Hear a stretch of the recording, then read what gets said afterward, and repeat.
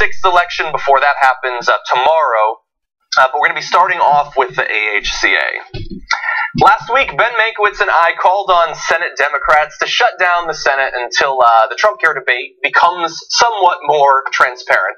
And so clearly they were listening, or they did it for some other reason, but it is happening. They are shutting down the Senate, and that is good news. Starting Monday, Democrats will object to all requests in the Senate to proceed to any business on the Senate floor, which requires unanimous consent or a vote that requires the support of 60 votes. So the sort of typical, regular stuff that you do in the Senate that they just go along with, they don't fight, they're going to start fighting because of the secrecy that has shrouded the AHCA writing or crafting. We don't know. We don't know exactly what's going on because of how secret it is. In addition, Senate Democrats will sit their seats on the Senate floor Monday night to attempt to force the House-passed healthcare bill, the AHCA, to the relevant committees. They'll also attempt to delay any impending healthcare vote, which could come up as early as next week. So until the discussion of the Senate version of Trump Care gets actually discussed and there's some information about it, they're going to be shutting things down. And they're also bringing the House version back up, the version which Donald Trump recently called mean. Yeah. This is great. I mean, they're going to be roll call vote after roll call vote after. If you think watching the Senate is dull, and I tell you, I do it all the time, and nobody's duller than me. It's going to get even duller because they're just going to begin with these unanimous, because they by acclamation do a lot of unanimous consent where it's just assumed without objection, so ordered. Well, there's objection now, and it's going to keep going and going. It's a great device to use. I mean, the Republicans are using their device. They're using the device of the majority, which they're perfectly in the right to do. But that's why the minority does have some power, and Chuck Schumer is going to wield it. And I think it's great. I mean, I think it's getting people to pay attention to something that was just going to sneak on by. Yeah, this legislating by cover of darkness that they're trying to get away with is just so. I know that you hear this in so many sound bites. It's un-American, but it really is against the American process, and there has to be some kind of transparent debate, even as politicized as the whole system is. So. And we're divided so much over this, too. I mean, I was trying to think of when there was something like this before, because it doesn't usually happen where they try and ram something through, get a vote, and have it dispatched with. The Patriot Act was like that. The creation of the Department of Homeland Security, a little bit like that, but because there were so many other agencies involved, it got slowed down a little bit. But the Patriot Act, Johnny's right. I mean, to me, that was one of the ones. But you had more people at a time when the atmosphere after 9/11 was, we'll do anything. And people were not thinking in the same way that they are now. And it's not as evenly or unevenly, frankly, divided over that. Yeah, and look, we have to acknowledge, as we have in all of our coverage of this, that this is about as unpopular a bill as is ever discussed in the Senate. I mean, a recent Fox News poll put it at 17% approval, and that's Fox News. You don't have bills with 17% approval in the Senate because they wouldn't have made it this far. They would still be being discussed. You have wars that are not that unpopular, like Iraq, but I mean, that's absolutely true. I mean, it's remarkable that they're going to push this through just by, or try to push this through just by force of political power. What was the least popular bill? You say one ever? Yeah. Bill Lame Beer. That's the answer. It's a joke. It's a sports joke. It's an old one. Mark would get it. You wouldn't. Even if you lived in Detroit, you wouldn't get it. But I had to say I wish I did not. Okay. So I want to get comments from a couple of Democrats about their strategy here. First, Chuck Schumer said, if Republicans won't relent and debate their health care bill in the open for the American people to see, then they shouldn't expect business as usual in the Senate. Republicans are drafting this bill in secret because they're ashamed of it, plain and simple, which is also my belief. But let's also go to Senator Bernie Sanders about his concerns about the secrecy over the AHCA. John, here is the situation. We know the legislation that passed the House. It was the worst piece of legislation, frankly, against working class people that I can remember in my political life in the Congress. Throwing 23 million people off of health insurance is beyond belief. Now, in the Senate, what you have, I believe it is 10 Republicans working behind closed doors to address 1/6 of the American economy. That's what healthcare is. Republicans, the average Republican doesn't even know what's in that legislation. My understanding is that it will be brought forth just immediately before we have to vote on it. This is completely unacceptable. And that's why I think that their strategy is great on two levels. On the first level, if they can get people to stop and slow this process down, get the media to focus on it a little bit more, get people to think about it a little bit more. It might actually hurt the chances if the bill goes forward that it actually becomes law. So that would be great. But also, like they need, in the Senate, the House, the Democrats all over the place, need to show the people that they're not going to simply sit by and allow Trump and the Republicans to destroy working families, to throw tens of millions of people off their health insurance, to cause businesses to go bankrupt, to cause people to die, that they're going to fight. Because if they don't fight on this, then, I mean, what are they fighting for? They didn't put up much of a fight for the Supreme Court seat, a little bit, but not much. And this is about as high tier as legislation you'll see in the next 4 years will be. I mean, maybe something like the tax bill is on a similar level, but perhaps not as big. They need to fight now, and hopefully they're at least starting. And a tax bill, John, comes up periodically. Yeah. Once health care is done, with the exception of what the Republicans have done to the ACA, it's usually they walk away and they move on to the next sort of big social issue. Taxes come up often, so that's why this is even more different than that. And even this is their one chance to defend it in this way. And I think it's good that they're doing it. I also think, like you said, it's going to change some Republican minds once Republicans start hearing what's in it. Bernie Sanders said something when he said not even Republicans know what's in this. Yeah. Well, it's not just the voters, it's people that are colleagues of Senator Sanders who don't know what's in this bill. And they can't like that. They can't like that, and they can't answer for it. These are people who run for their jobs, and they'll say, you voted for this without knowing what's in it. How could you have done that? And that's a hard thing to take onto the trail. And Sanders does something so well, and he did it throughout the presidential campaign, and he did it well here, and that is he sort of distilled the problems with this situation so effectively. The Democrats are going to have to find other people besides Bernie Sanders to communicate that same thing in order to, as John says, sort of build their brand around defending the people and a large part of the population that'll be screwed over if this legislation goes through. So it seems to me that they're going to have to find the right way to communicate. Bernie Sanders has found it. They're going to have to find others who can communicate. Well, today, Bernie Sanders and Elizabeth Warren held a sort of live thing where they were taking questions from people on social media and answering it about this topic. I said on Twitter, they should make this a frequent thing. Like, it doesn't have to be just on health insurance. Like, have this accountability. It'll get people more involved in the system, and especially when you're putting such popular politicians forward. There's one other aspect on this. The AHCA, Trump Care, whatever you want to call it, is incredibly unpopular, and we've broken down any number of times. Lots of good reasons for that. But we've got a new one for you. It's coming about as the result of a study by the Commonwealth Fund, which had some good news for people who like Trump Care, want to get it passed. They said that in the immediate passage of the House version of this bill, you would see some new jobs created because they would get rid of these the taxes, and then theoretically that would lead to some more hiring. We can disagree with whether that would actually happen. I'm just telling you that that's what they say is going to happen, but it is going to be short-lived. If you look a little bit farther out, this bill will be devastating for jobs. By 2026, 924,000 jobs would be lost. Gross state products would be $93 billion lower, and business output would be $148 billion less. And of those nearly 1 million jobs, about 750,000 will be lost from the healthcare field, one of the fastest growing sectors of the American economy. And so this is now out there on top of all of those other devastating numbers.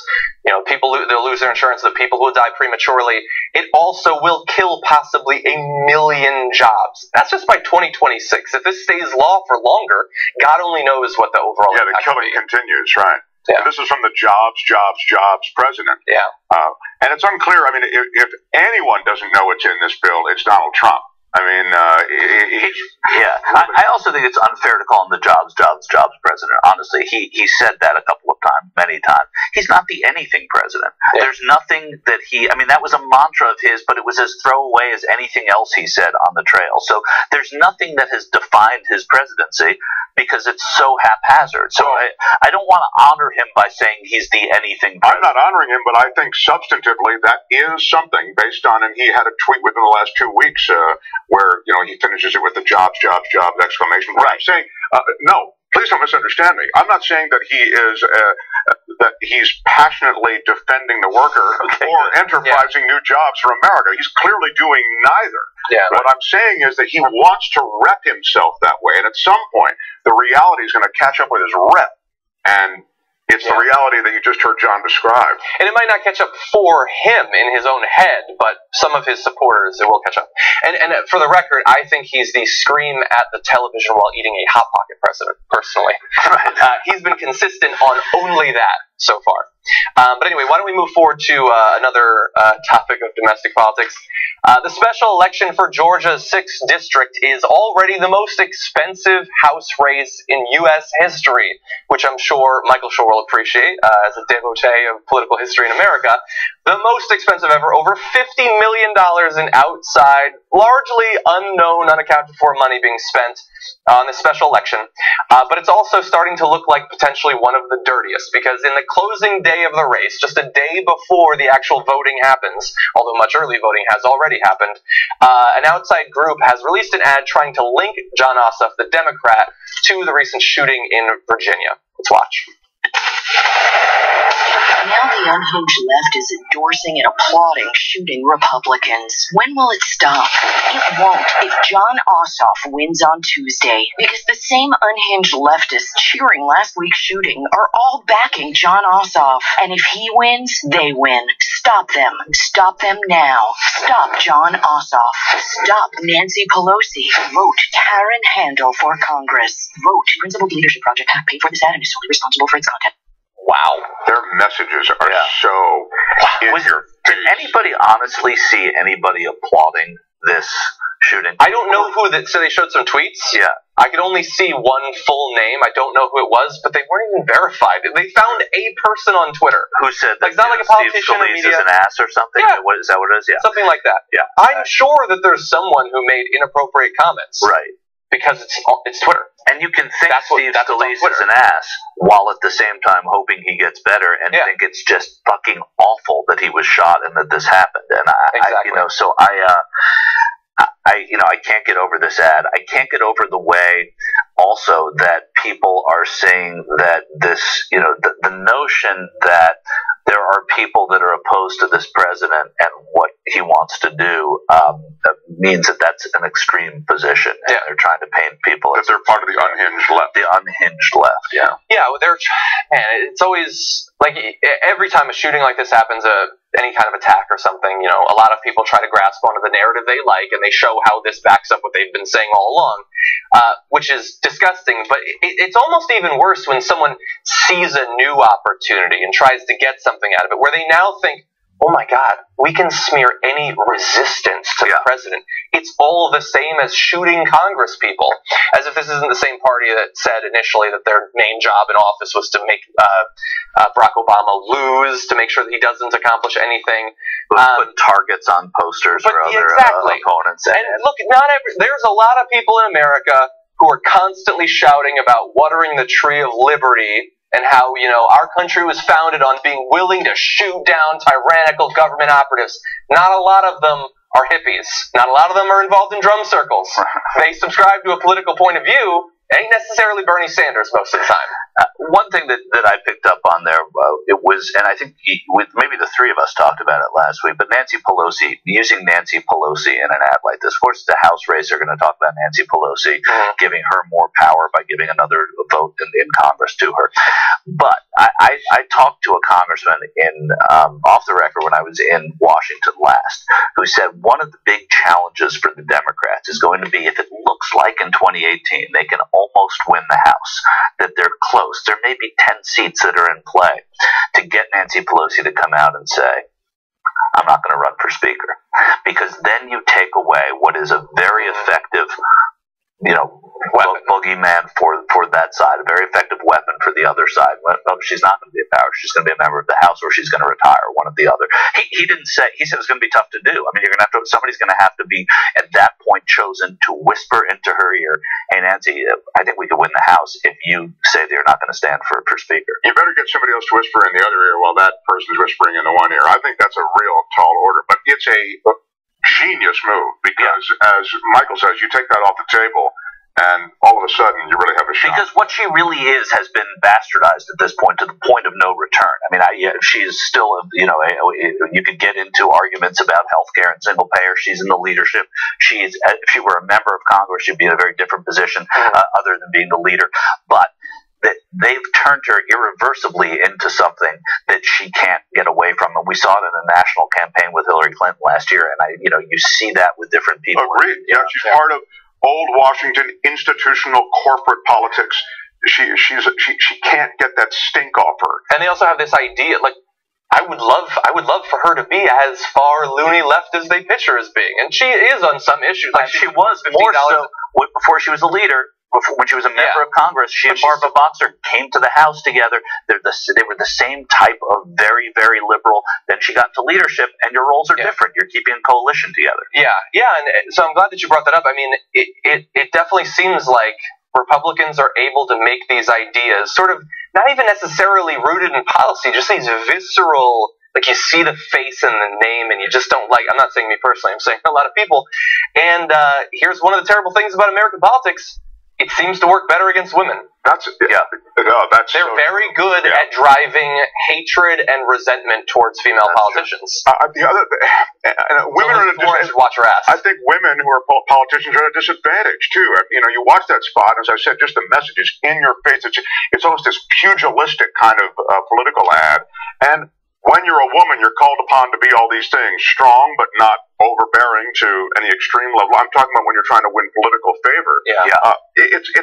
I think women who are in politics are in a very difficult position often in terms of fighting sort of in a bare knuckles way to make various points. Yeah, similar to being in business or something like that. Exactly. The expectations are difficult. Going to what you guys just said about women too, a lot of congressional ads are doing it in South Carolina. They did it in Montana, where they just had that race.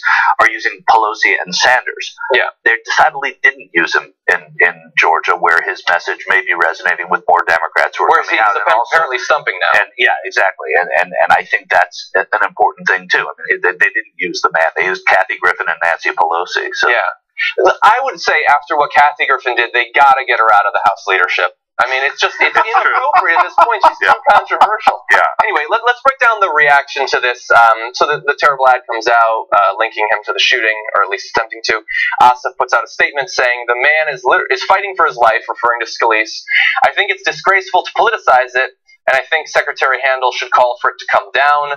A spokesperson for Handel said, I believe this is for Handel, for any group to use the shootings this week for political or personal benefit is shameful. I think that's a misattribution, but I'm not 100% sure. But there are some people who are happy about this. This is Brad Carver, GOP chairman for Georgia's 11th congressional district, who says, I'll tell you what, I think the shooting is going to win this election for us, because moderates and independents in this district are tired of left-wing extremism. I get that there's extremists on both sides, but we are not seeing them. Oh, yeah, I think you're not choosing to see them then, perhaps. He goes on, John, to say we're seeing absolute resistance to everything this president does. And that's sort of what I was referring to before. Unlike Barack Obama. I'm sure Brad Carver was just cursing Mitch McConnell's name when he said we're going to be the party of no. I'm just not seeing it. Yeah, look that up. Google that for a while. Yeah. And by the way, apparently voter interest in this race is much higher than in previous cycles. A lot of people have already voted early, but you still can vote tomorrow when the actual race happens. Let's bring this up. You're going to see the two most recent polls from just the past couple of days, one with a narrow lead for the Republican, one with a narrow lead for the Democrat there. In the past 4 years, the district has moved slightly towards the Democrats, and the special elections so far this cycle have been towards the Democrats, which is a good sign, but there's a lot of money out there. This most recent ad theoretically could sway people, so if you can vote and choose not to, go right to hell. I'm joking. No, but I would prefer if you vote. Oh, also, at the last minute, Donald Trump sort of endorsed Handel, and he did so in the best way that he could. He tweeted a bunch of things about how passionate he is about her by never once saying anything positive about her, only attacking John Ossoff and spelling her name incorrectly. So he is very invested in this race. Maybe he does stand for something after all. Yeah, and also keep in mind tomorrow there's another race in South Carolina. There's that's the race for Mick Mulvaney's seat there, who's and it's a farther apart race. There's not a lot of money going into it. Tim Ryan, the congressman from Ohio, who I will note has gone into campaign for Archie Parnell, the Democrat, has also made 3 trips to Iowa. And so Tim Ryan, who ran against Nancy Pelosi as sort of as the fall guy for Speaker, and has been a friend of this show for a long time, making little waves, and I think that he may run for president. That's just a little inside scoop here. You should get JR to clip that out. Yeah, well, we can turn back to it someday. Right. Yeah. Like that video of Cenk saying that Bernie Sanders should run back in like 2012 or whatever. Right. Anyway, with that, we are going to have to take our first break. Let us know what you think about the stories we discussed in this first block. When we come back, another tragic terror attack in London. London can't catch a break recently. And also a devastating forest fire in Portugal. We'll break those down when we come back from this break.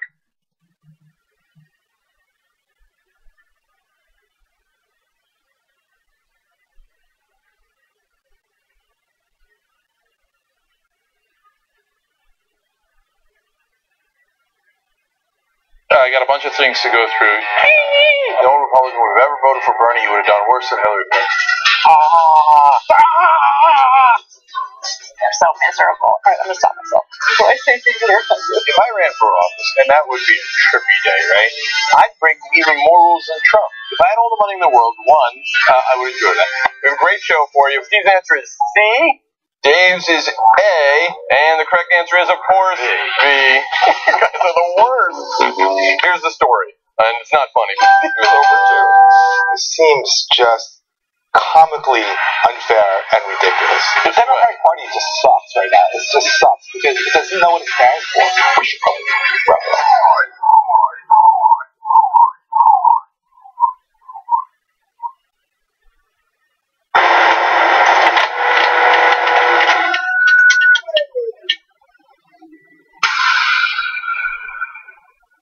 Whoa, Nelly, let me tell you about Aspiration.com. So they're a sponsor of ours.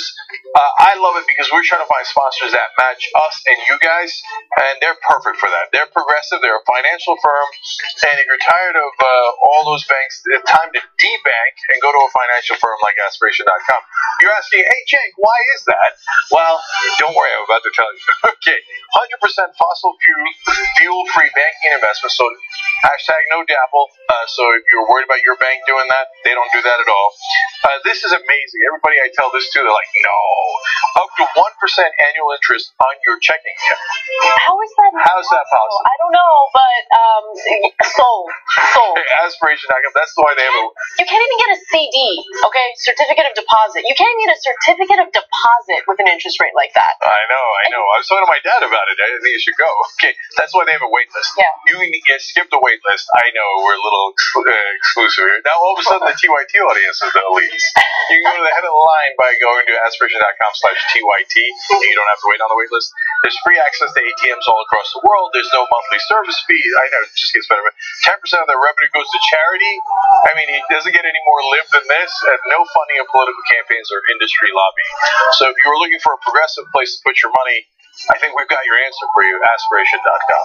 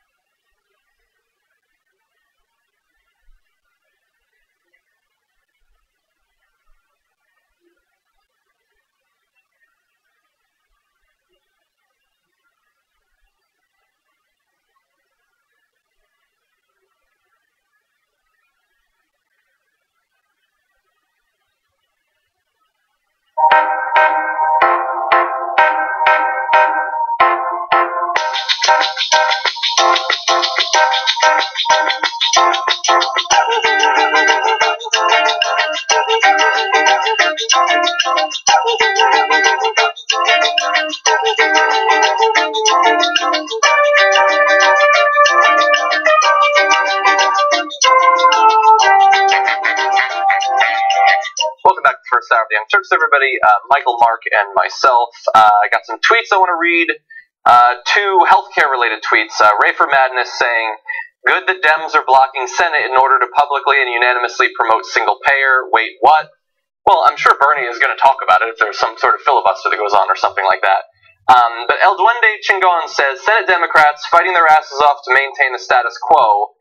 Well, I guess that's true, but look, let's be real. We have been put in a position by the results of the last election where they have to fight their asses off to maintain the status quo. They can put forth any bill they want in healthcare. It ain't getting past Donald Trump, and they don't have a majority in the Senate regardless. So they have been put in a position where the best we can hope for, and God, we better hope for it, is that they maintain the status quo, because that's what we produced with this last election. Yeah, when you're in the minority in Congress, you're going to win with defensive pitching. I mean, you're not going to win with your bats. You just can't do it. So yeah, that's the what goal happens. now is to not have 14 to 25 million people lose their health insurance before the next election. The goal is to not set up tens of thousands to die every single year. We can have long-term aspirational goals, but right now we have to stop these people's families from being devastated by the bill that's being debated. Yeah, we're just trying to control. That's the reality. Yeah. But yeah, this is something I'm glad we're talking about this a little bit, because it opens the door to one thing, which is, the perfect is the enemy of the good can really be something that we on this side of things can take to heart. Meaning, well, I get his frustration. No, and that's what I'm saying. We know it sucks. We know the bill. We know the healthcare system in America, even under Obamacare, is not what we wanted it to be. But again, we're just trying to stop the bleeding, I think, or control the bleeding as best we can. Look, I wish that right now we had a situation where they were going to stop the business. Bernie was going to stop the business of the Senate and push the Democratic president to improve Obamacare. I wish that that's what we'd gotten, but we got to wait a few years. And there's reason to be encouraged and happy too. And again, I'm talking about a different congressperson here who's in the minority, who was considering not running in 2018, said to me, I've never had more fun in the minority. I've never enjoyed coming to work in the minority more than I do now, because we are unified and we are fighting something that everybody can coalesce behind. So when you have that kind of defense being played, it's really important. And yeah, it's discouraging that you're not going to get new things changed. But as John said, we lost an election, or they lost an election in all three branches of the government. So go win an election and then complain that when you're in there that you're not doing enough. And we do that. But I heard that sort of resistance is responsible for mass shootings. So it is, right. That's why you should just run. Them stopping business in the Senate is responsible for political violence. That's what I see on TV when I go to vote. Also want to recognize two members. There are a couple other tweets, but we are running short on time. Jason Grant and Tyler Booth, thank you for being members of the Young Turks. We certainly do appreciate it. And with that, we turn to slightly more somber news.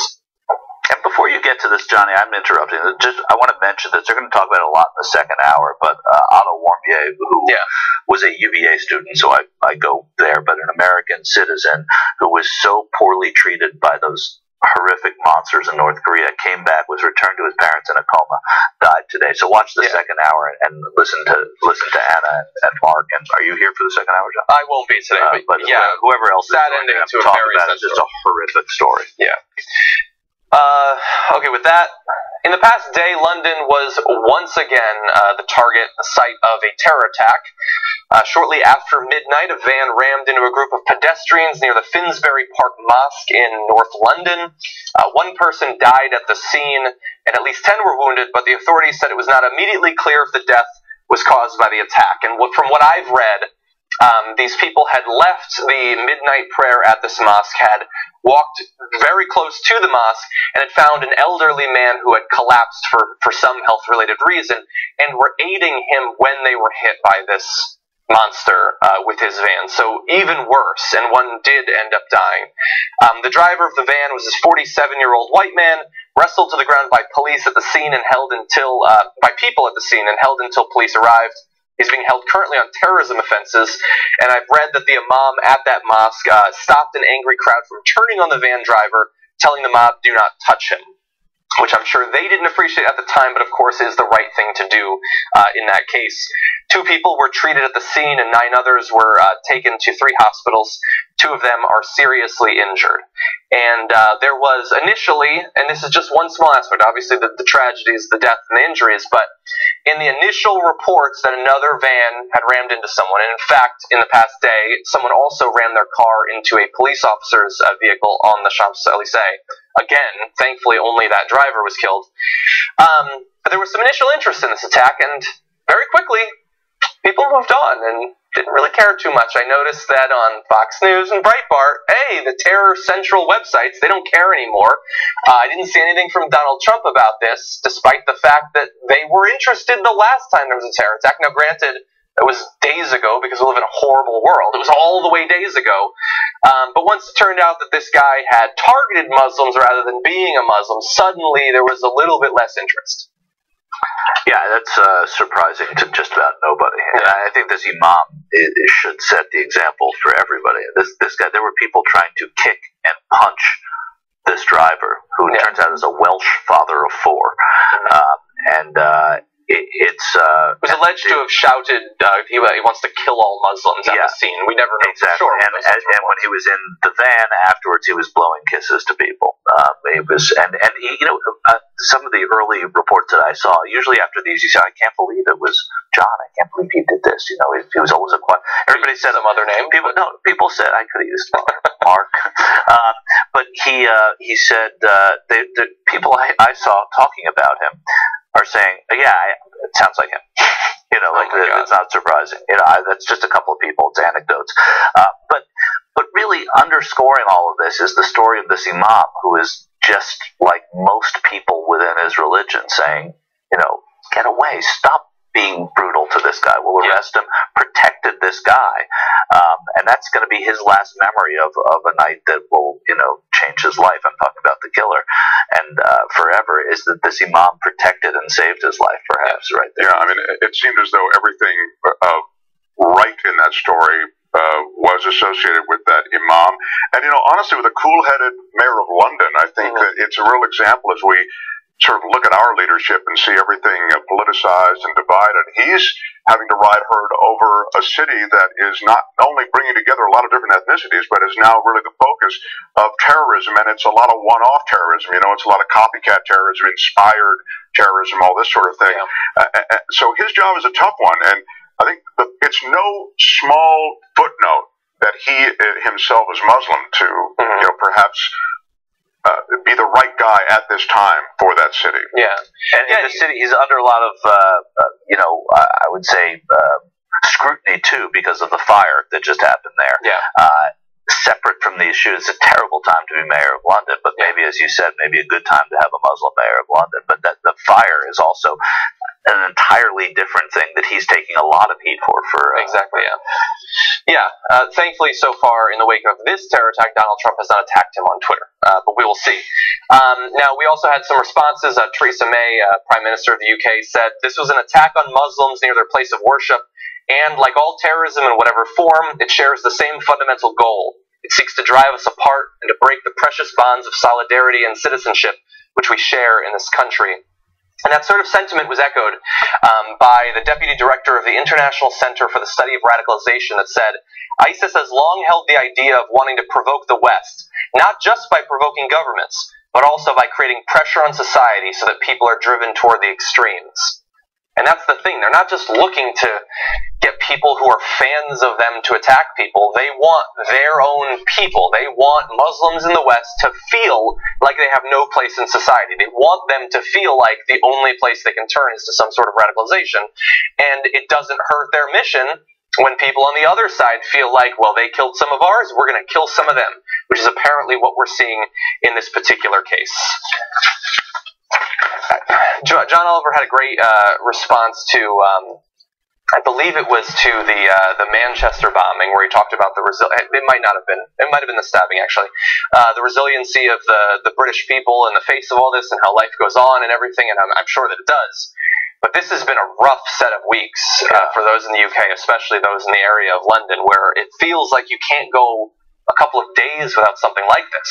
Yeah. They were talking about Queen Elizabeth, who, with her grandson and one of her sons at a different time. I think when is visiting some of the victims from Manchester to the Grenfell Tower fire to the stabbing, and how people haven't felt this way, or older Britons haven't felt this way since the war, when the monarch would go from place to place during the war. At that time it was George, and I think it's or Edward, but it's amazing when you think about that, when you think about the fact that there's somebody, that things are happening almost on a weekly basis. Yeah, there's a sense of maybe almost a siege-like mentality there. Yeah.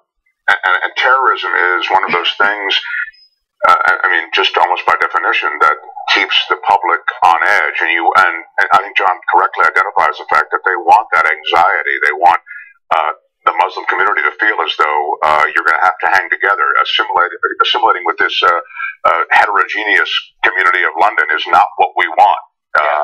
And that's what I think is so special about London, though. I think they really do have sort of an integrated community. People feel very comfortable historically with different faiths and sort of the cross-pollination of these religions.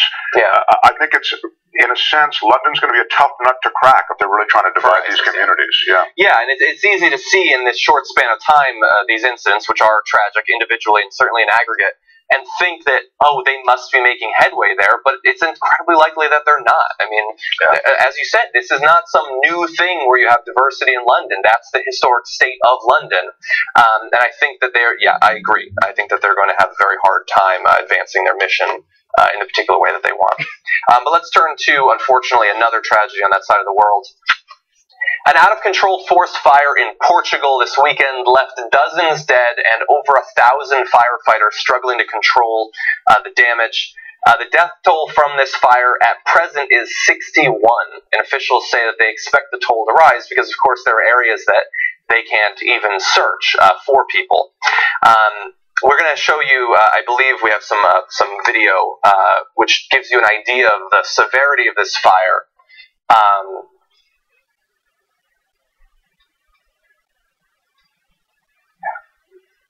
And just the speed at which it spread, the huge territory that it covered. You have so many people fighting to control it, but even with warnings and all of that, people not able to get away in time, considering the speed that it spread. Half of the people killed died in their cars after being hemmed in by the flames while driving along a road through the densely forested area, which is just difficult to even think about. Officials said they had found 17 bodies near the road, possibly those of people who had tried to escape on foot once they realized there was no way to continue driving. 2 people were also killed in a car crash related to the fire. And, there's these tragic photos of the burned out cars. The actual road itself melted in many areas, meaning that theoretically if the fire got ahead of you, you literally couldn't drive on it. Stunning photograph. Any other time, if you didn't know it was going, you'd think that was beautiful. It's just amazing. Yeah, there was actually quite a bit of great photography coming out of that, documenting this tragedy. But as I said, about 1,600 firefighters assisted by airplanes and helicopters are still working to control the spread of the fire. And officials have suggested that it was started by lightning during a dry thunderstorm. The Portugal Judicial Police National Director said everything points very clearly toward natural causes. They have had these periods of prolonged heat. That's what they're going through now, right? Well above what they would expect. And you add into that tinder dry condition the dry lightning, and then you've got this presuming that's what it is. But there's also a component of how are they managing the forest down there? How are they managing these? This is such a fuel-rich area, and the way to manage it is in a very specific way. I mean, you have to do this constantly to decrease the danger, in effect. And by the way, not just the danger of fire, but just how you manage the forest in terms of parasites and issues that might arise beyond the fire. So I think there's some questions as to forest management when it comes to this situation in Portugal, particularly. And it also makes you realize.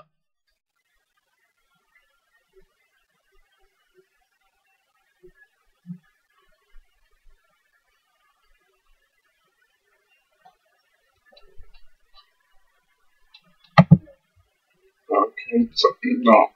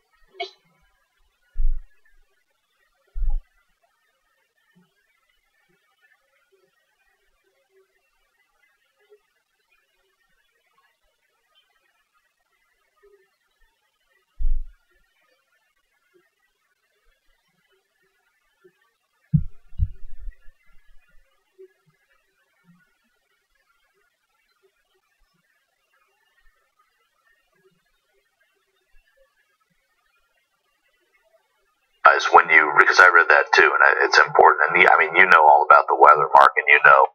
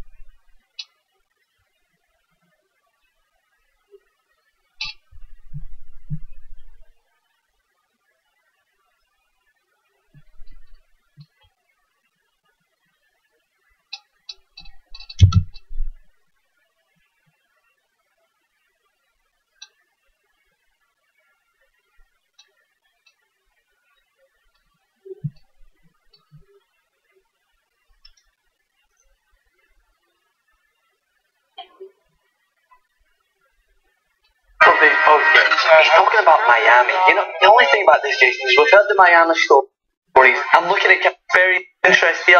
She's giving him the cordial glance to the side, but I just don't know if it's really there. Oh, that's where the vagina is. Okay, that joke landed like Apollo 13 there, and Vesperian gives him the courtesy laugh, gives him the Edwin way. Had you had sex at that point when you took that class? Anyways, so Hold on a minute. He's found an opening. Is he finding his way to come back, Jason? Eyeball! Jay, Junior coming back! With a comment, no one would have seen this coming. And he's in the mood, and there's some music in the background. He's got the sideburns, he's got the long hair. He won't fan himself. There's no way he's ready to. I mean, I've expected. It's got it! It's unbelievable! Every dog has his day, and this dog is having the best day of his damn life. That was an outstanding post game. If tonight's post game is anything like last night's, we were in for another. Exactly right, Francis. And don't forget to check out the TYT post game after the Young Turks every weekday on TYTnetwork.com/memberslive.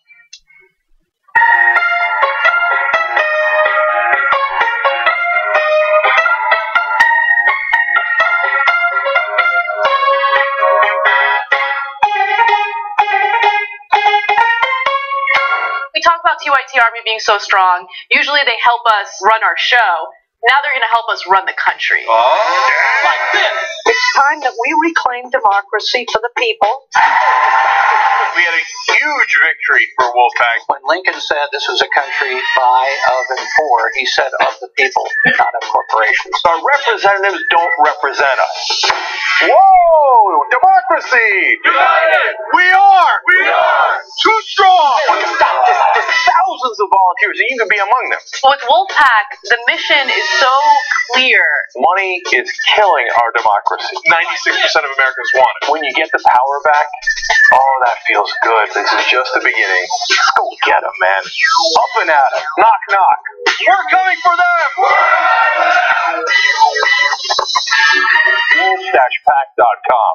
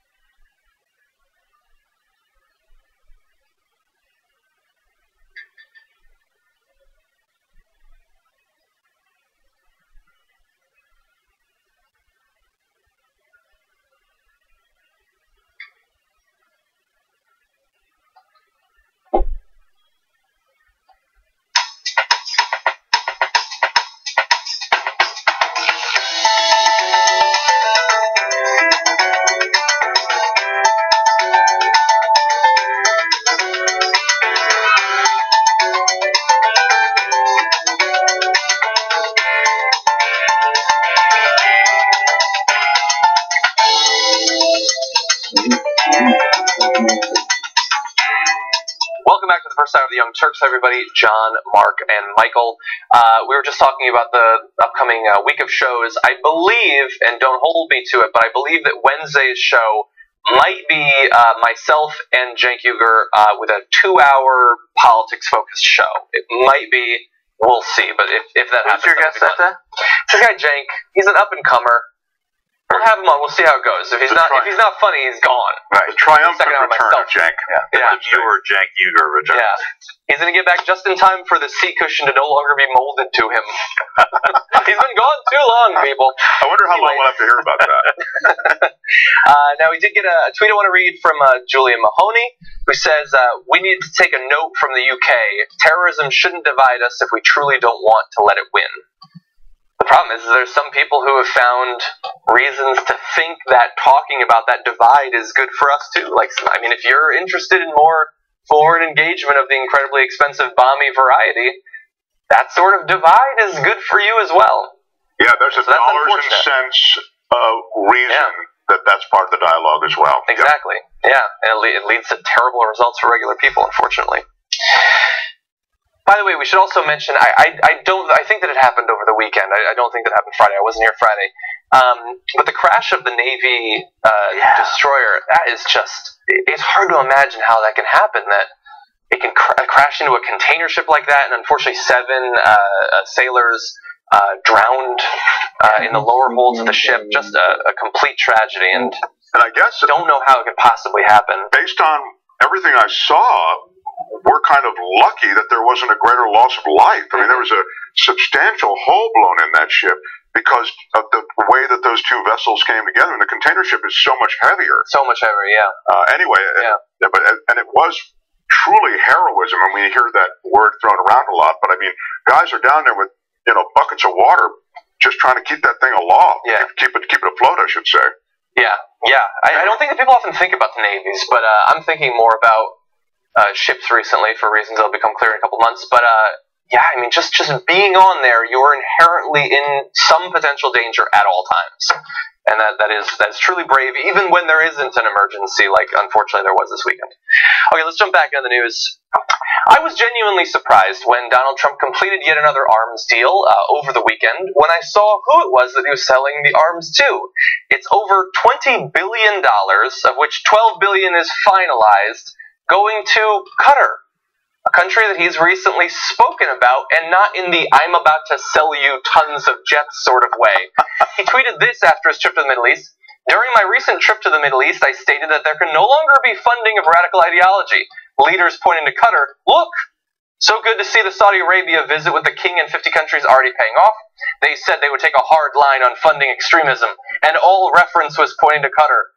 Perhaps this will be the beginning of the end of the horror of terrorism, and the beginning of something new, like cash money that we'll get for selling them jets. And so, yeah, $12 billion for 36 F-15 QA fighter jets. That's finalized. Now, this was not set up under Trump. This was finalized at the end of last year under Barack Obama, who didn't chastise them on Twitter as being funders of radical terrorism. But the entire thing doesn't make a lot of sense because Trump goes there and immediately afterward is attacking them, and there's this big basic blockade, diplomatic and otherwise, of the states in the region, and he's attacking them. On the trip, he said that he was going to sell Qatar big, beautiful weapons. That's before the insults, which was before the weapon sales. Does he know what country he was talking about in any of those instances? Right. And Dana Shell-Smith, the U.S. ambassador to Qatar, stepped down last week too, after tweeting negatively about about Donald Trump, and the whole notion that things are falling apart for America in Qatar is amazing now because, of course, what does he do after all of this? After all the criticism of what's going on, now let's go sell them some. Yeah. I do have a theory, though, and so it's easy for a lefty like me to look at this and say that he's being inconsistent, but it's possible that this is not some weird slip of the memory or whatever. This is actually a diabolical master plan, because he specifically said that they're funders of terrorism. Well, what can they not do if you get $12 billion of their dollars? They can't give that money to terrorists. Right. They'll have that. That's $12 billion less going to those terrorist organizations. But they also closed Al Jazeera America, so they have all that money to play with. So that didn't figure in the whole thing. So that money should have gone to you instead of Fred. It should have been right. Yeah, it should. It's true. Okay, let's jump on one more topic in what remains of the first hour. The Presidential Advisory Council on HIV and AIDS just experienced a mass resignation, with 6 of its members leaving due to, in their words, Donald Trump's complete lack of interest in the topic.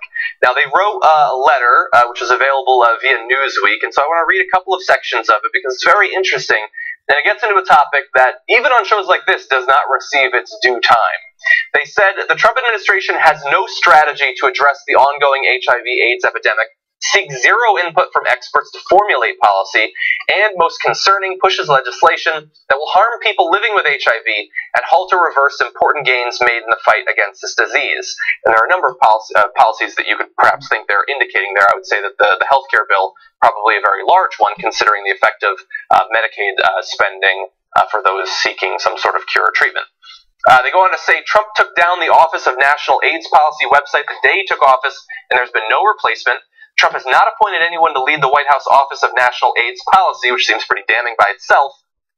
They furthermore say, because we do not believe that Trump administration is listening to or cares about the communities we serve, we've decided it's time to step down. We will be more effective from the outside, advocating for change and protesting policies that will hurt the health of the communities we serve. We hope the members of Congress who have the power to effect healthcare reform will engage with us and other advocates in a way that the Trump administration apparently will not. That is a damning letter there. And they did not just write this in protest, they resigned 6 people. Amazing to say will be more effective from the outside, right? I mean, you would think that getting in and advising the president would be the less effective way of being, of advocating. Yeah. Incredible. But I mean, it's so consistent in the sense that it goes with everything that we know about this administration. I mean, I think that letter, carefully and powerfully worded, was right on. I don't think they are listening or in any way concerned with this community that has HIV/AIDS or is dealing with HIV and AIDS in any way. And so they're right.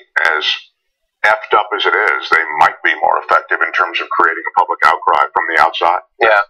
Yeah, and I mean, look, this is another one of those issues where most outlets aren't going to talk much about this. They're not going to cover it at all. And if Trump Care goes into effect, and if theoretically a lot of people who are getting their medication, their treatments through the funding that was previously available but might not be in the future, I mean, those people could suffer. Those people could theoretically die unnecessarily. Now, thankfully, there are principled people who are standing up for them now, and perhaps the only way they can, through resignation and going to work for other organizations. But none of this needed to happen. I mean, these are organizations that were working previously under Obama. There was a strategy, and there had been some success. Instances of infections had gone down over the past period. I mean, there was some progress being made that unfortunately could well be reversed to lethal effect for many Americans. And just to update you, because it's possible that you, like me, knew more about this epidemic when it was scarier, theoretically, and a lot of people have unfortunately moved on and don't pay as much attention. Currently, more than 1.1 million people in the U.S. are living with HIV today. 1 in 7 of them are unaware of it. An estimated 37,600 Americans became newly infected with HIV in 2014, which I believe is the most recent year that they have data for. And so that is down, still struggling with this. And many will, obviously, for the rest of their life. And so to have an administration that, I'm not saying he needs to be going to the meetings every day, but you could at least appoint someone to the position, someone who does care about it and who will fight for these people. Unfortunately, that is just one of the many positions he hasn't filled. I mean, people pointed out in the wake of the destroyer crash that we were talking about that there's a number of extremely high-profile, I think maybe Secretary of the Navy, there might not have been a nomination yet, but there's a number of senior positions. I believe Ambassador to Japan hasn't currently been put into effect. I mean, this has an actual They haven't been able to decide which donor should get that ambassador. That is a good point. Well, some of those are, I mean, some of those ambassadorships are ceremonial, and some of them are foreign service officers, and, Caroline Kennedy clearly was the ambassador to Japan, and you do give those ceremonial ones, but it's the really substantive ones. It's when there is, a bombing in Manchester and we don't have a head of the FBI to help coordinate with our allies. Yes. There are things like that that are just so embarrassing at their at the best. If the Ebola crisis had happened in a year, right? Would there be anyone in Trump's administration who knew anything about Ebola? Right. God knows what could have happened if you hadn't had, whether we disagree on some of the particular policies, I mean, you at least had a desire for competence amongst the administration. In some cases, bring in people, like, I would say, that have expertise, like from Wall Street. I don't necessarily agree with what they do with that expertise, but at least there was a recognition of the importance of the positions themselves, a desire for them to be held in a way that will not leave people unnecessarily suffering and dying.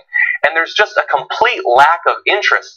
This is a guy that can't staff something like 78 major positions in the Pentagon, and he watches 4 or 5 hours a day of cable news. Yeah. And we're heading into hurricane season, right? Hurricane season, forest fire season. Exactly. We don't have a FEMA director. We don't have a NOAA head and a FEMA director.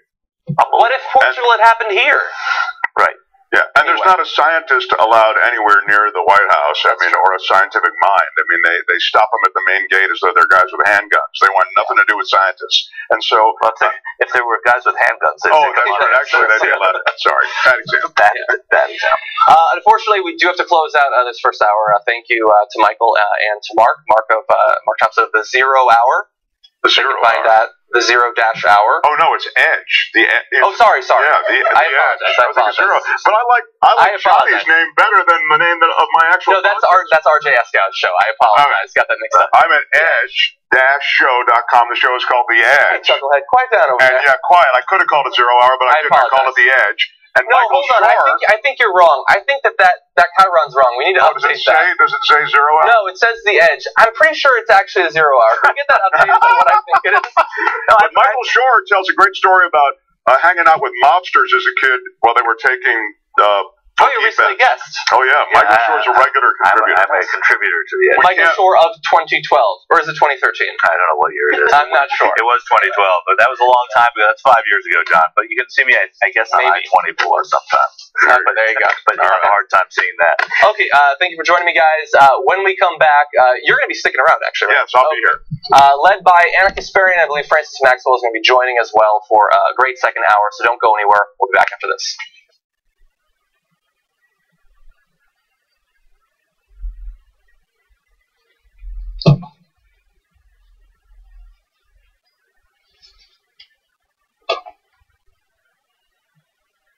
I have decided that I'm going to get ripped. Okay? What? Okay? Like, physically? Yeah. Okay. What, you don't believe me? I 100% don't believe you. I will get so ripped, here's my prediction, that someone at TYT will say, Cenk, you've got to stop working out. We're tired of you winning. So you don't believe me? Cenk, you don't have time to, do your daily duties for the main show.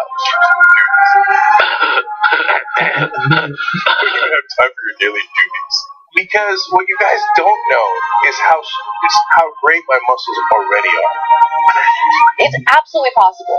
But you can't have Leah run to the food truck to get you, 2 different types of grilled cheeses with, tater tots for lunch. You can't have that anymore. Let's see what happens. You also have to go to the gym regularly. Let's see what happens. All I'm saying is, let's see what happens. Have I ever been wrong about a prediction? Almost ever.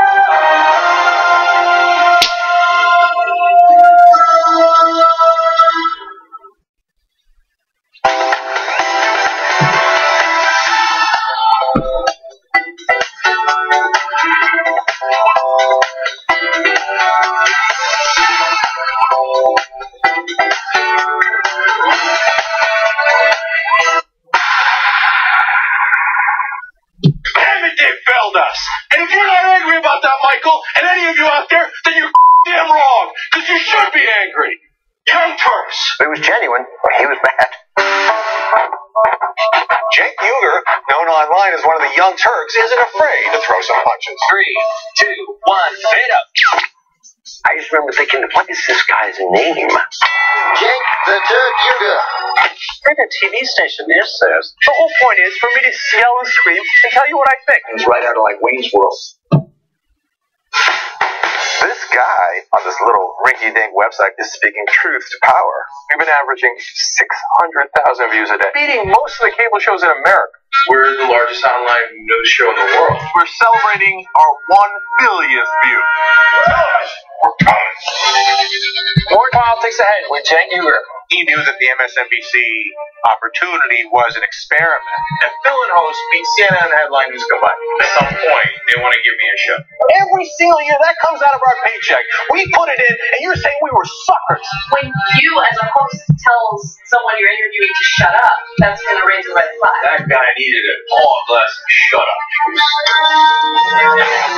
If President Obama's doing the wrong thing, I'm not going to tell you that he's doing the right thing so I can, quote, support him. He says to me, you won't believe the meeting that I just had. The head of MSNBC talked to me. They want him off the air. Cenk took an incredible risk. We're supposed to challenge the government. That's the role of the media. The Democrats and the Republicans are here to screw you. And who on the air is saying it? I wouldn't have done what you did. That if I'm going to be a talk show host, I'm going to be the biggest talk show host in the country.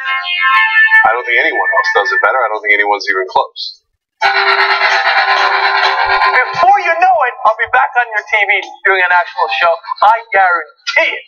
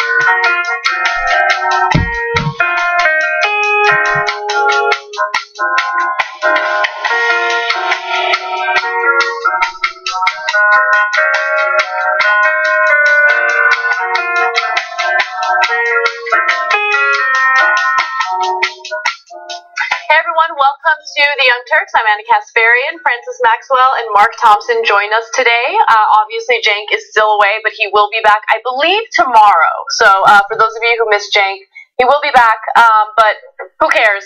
We have Francis Maxwell and Mark Thompson here, so that's even better. I'm just kidding. It's not even better. It's just as good. Maybe a little better. All right, guys. So we have a plethora of big stories for you. I don't want you to stop watching, so I'm going to try not to share too much about how depressing these stories are, but there's a lot of news that we do have to get to. But before we do so, I want to give Francis a chance to give you guys a little info on something that he worked on that will be published on our channel tomorrow, correct? Yes, I'm still being told I'm not allowed to say much, so it's hard because I want to tell everyone. I mean, it's no secret I was in Uganda. That alone was an amazing experience. I've never been to Africa. But it was for a very important project that's going to go live tomorrow. So there's going to be videos that are going to be on the main show, I believe 8 a.m. Pacific time, and also on TYT Sports. So it's about a very important issue. I mean, if you just Google the June 20th, then you'll know what it's about. It's a day that everyone knows of that's coming up, but I just can't give more details about the other parties involved, but it's worth a watch. It's definitely cryptic. It's very mysterious. So it makes me want to... Yeah, the less you say, the more I want to watch. Yeah, exactly. I mean, it's a Scotsman in Uganda, so I got red, very red. Saw a couple of elephants that were just like walking across the road. Yeah. It was, and I played some football, which the football mad in Africa, so I loved that about it. Nice. It was a life-changing event. All right. Well, you guys ready for some news? Yeah. All right, let's get to it. A 17-year-old Muslim girl has been reported as dead after she was assaulted by an individual who allegedly hit her with a metal bat. Now, this story is so devastating, and it seems as though it was possibly a random act of murder. However, police are not treating this as a hate crime, although individuals who know more about this story indicate that they do feel that the individual attacked the 17-year-old girl simply because she is a Muslim. Now, she and her friends were at a mosque, and since it's Ramadan, they were leaving the mosque together to go get a meal. Of course, during Ramadan, there's no consumption of food during the day. That all happens at night.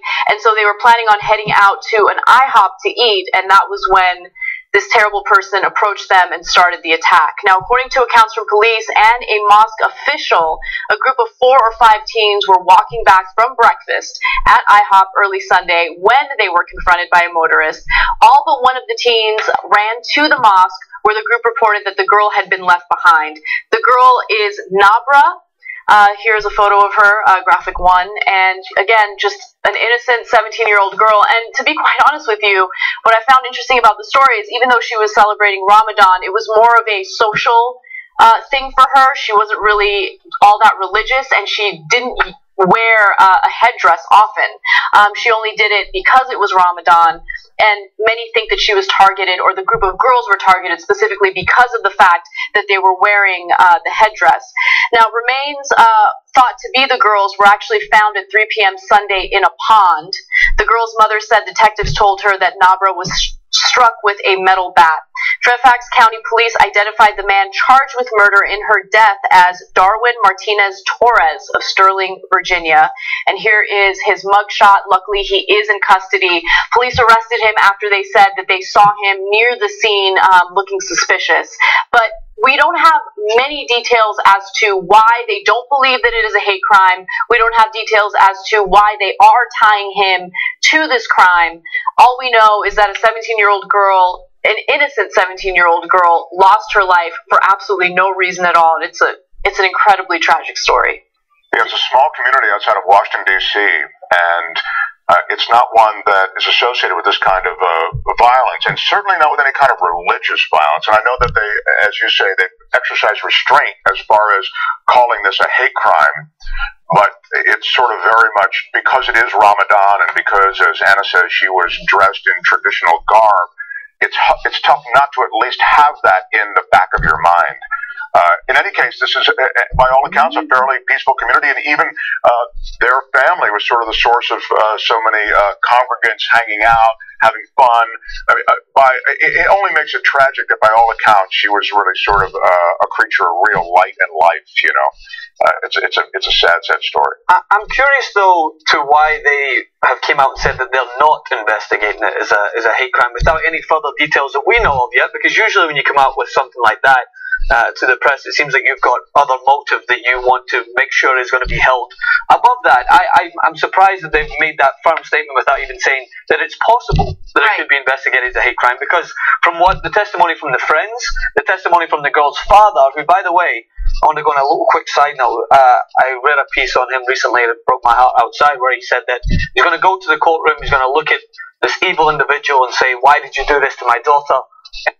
And then he's going to forgive him and leave it up to God to judge him. And that's the Muslim community that's just, they're not a religion of peace, right? They don't care about anyone else. They just care about their own. No, that's how a father in this instance is trying to grieve over this situation. It's a horrific case. But the testimonies from the friends and from what he's stating would at least lead them to believe that that needs to be investigated. Right. So I'm surprised why it's been rolled out almost. So again, this story just broke, and we don't have all the details. The police are not being transparent, probably because they are in the middle of investigating it.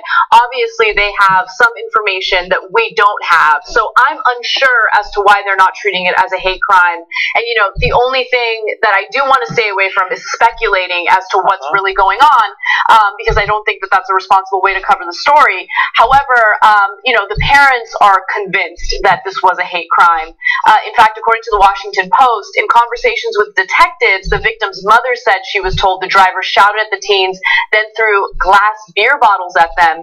Here's a quote from the mother. She says, "I'm sure the guy hit my daughter because she's Muslim and she was wearing the hijab. The only thing in my head is, why did he do that to us? We're not bad people. He doesn't know us. Why did he ever do that? I don't feel safe at all anymore as a Muslim living here now." And I think, considering what recently happened in Oregon on, public transportation and some of the more extreme opinions that we're hearing, or the extreme rhetoric that we're hearing about certain groups of people, particularly Muslims, you have to keep in mind that rhetoric does matter, and rhetoric matters from both the right and the left. And we're all getting caught up in the polarization, the fear mongering, the hate. And if you are a mentally stable person, you're unlikely to be influenced by that rhetoric to the point where it incites violence, to the point where you go out there and you do something violent.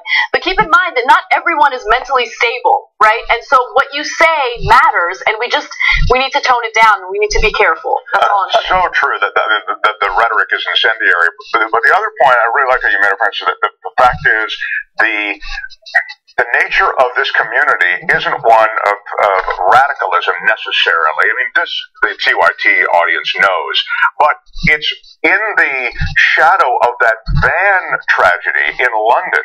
You'll remember the imam, you maybe even heard about it in the first hour if you're with us, comes out and actually pulls the crowd off of the van driver. This is the guy who just drove into this crowd of Muslim worshipers. They're sitting there wailing on him. They're angry. He's just perpetrated this horrible thing. And the imam comes out and pulls them off of him because, again, he doesn't want that to be to have any component in the day's events. And so it's really to your point. It's just it's a community that is not defined by this radicalism. And then there are more and more examples, unfortunately, in the shadows of these tragedies. And I wanted to go back to what Anna said. I think that's very important, that we have to be bigger rather than jump into conclusions. I think the 30 to 35 minutes after any sort of attack happens on the internet is some of the worst that you'll see, because everyone just wants to use it as political mudslinging. But on the other side of it as well, we need to start being more transparent with what we are describing as terrorism. You just mentioned the attack yesterday. I was disgusted last night as I was on, after it had been announced that it was a terrorist attack deliberately towards Muslims outside the mosque. The Daily Mail ran a brief headline. Right, I think they corrected themselves later, but the brief headline says, "Clean-shaven white man was held afterwards." Now, that was after it had already been described as it was an attack on Muslims. So why all of a sudden was the man's appearance and his clean-shaven appearance one of the reasons why he was describing it? And it took me back to a New York Post article that I ripped apart not long ago for describing the dapper individual who was in New York who committed the attack on Timothy Coleman. It's just a double standard in the way that headlines are written about specific groups of people, right? Yeah, so if you don't fit what society has deemed the perfect model of a terrorist, which is a Muslim with dark features, well, then you're not really a terrorist. You might be a bad guy, but are you clean shaven though? Are you dapper though? Because that matters. That matters. Of course it does. And there's articles that I actually enjoy reading. There was one that I just called out recently on New York Daily News 5 minutes ago before I came in here. They said the Welshman who committed the attack in London, the father of four, stop humanising him. He's a terrorist. That's what he is. Call him a terrorist person. You want to go into the details later? Because most people won't even read that. They'll just read it and they'll suddenly have this conception that, well, guess he's not a terrorist then because he's a father of four and he committed this attack. It humanizes them, right? And it makes them relatable. And so you can't, look, if you are in the business of doing fair journalism, then you can't have that double standard. Doesn't matter if you're Muslim, doesn't matter if you're white. If you terrorize people, you're a terrorist. If you're running your van into a group of innocent individuals, you are a terrorist. Absolutely. So that's what we're dealing with right now, and we will give you updates on this story as it develops. All right, moving on to other news. A black woman who called the authorities in Seattle to report a burglary was unfortunately victimized by the cops after she was shot by the two responding Seattle police officers. Now, the cops allege that the woman was holding a knife at the time that they arrived at the scene, and she did have a history of mental illness and a history with the police. So let's give you the full story. Both Seattle Police Department officers opened fire on Charlena Lyles inside the apartment building after they said she confronted them brandishing a knife. She died at the scene. There were actually several children inside the apartment during Sunday's incident, though they were uninjured. They did witness their mother getting shot and killed, though. The incident comes 4 days after Lyles was released from King County Jail following her arrest on June 5th for threatening police officers with large kitchen scissors inside her small and cluttered apartment.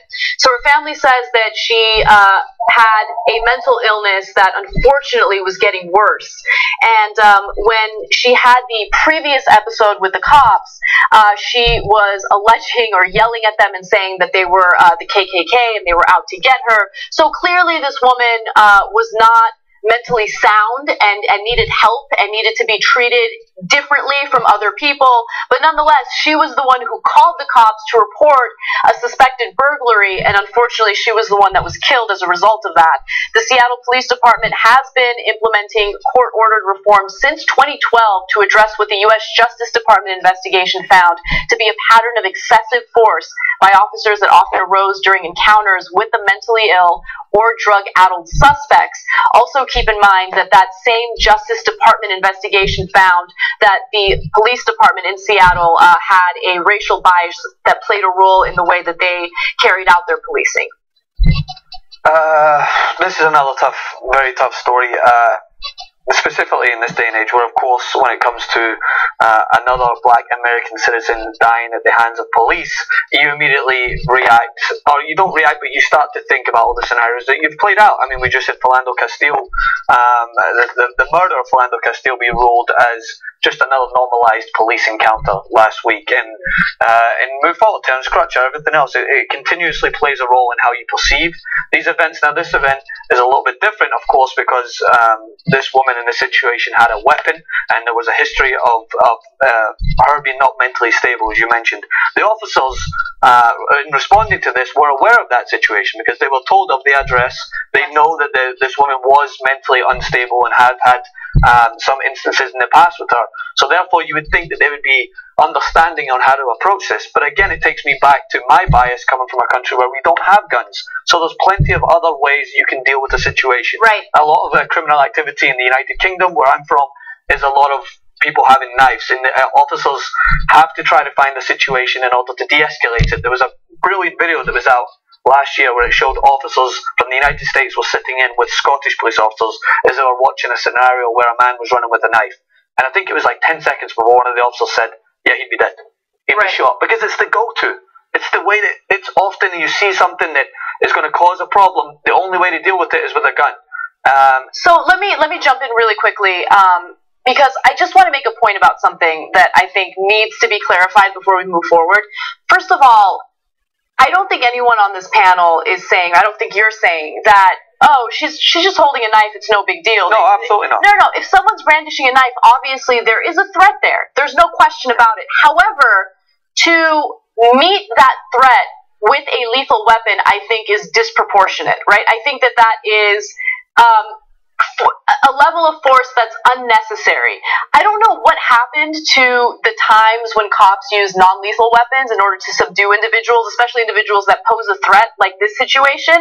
And to be completely fair, this story is also a breaking news story. We don't know all the details, so we don't know exactly how she was acting. But far too often we come across stories where either someone is completely unarmed and then they're met with deadly force, or in this case, they're armed with something like a knife, and they could be met with, let's say, a taser if they genuinely pose a threat. Oh, I mean, you're talking about a thin woman and two male police officers that I'm sure could have handled it differently, right? It's interesting. We call on cops to do a lot in this society. They're not just called like Batman and Superman are when moments have reached sort of a critical time. In this case, they're called We know this person is mentally unstable. When they get there, as Anna says, she has a knife. A knife is a legitimate weapon that threatens those peace officers on some level. But also to Anna's point, and this gets back to what I was saying about we call on the cops to do a lot. They have to find a different way to de-escalate the situation. And, as Francis said, they actually go through exercises that are associated with de-escalating these situations. It goes back to training. We know you have a tough gig. I mean, it's very, very hard. But having said that, some situations, it would seem, might be easier to decode than others. And at least looking at the specifics of this situation with the knife, as Anna said, there have to be less lethal means of getting toward a resolution. When I say training, it's not just about, find a way to de-escalate a situation with the average person that you run into who might pose a threat.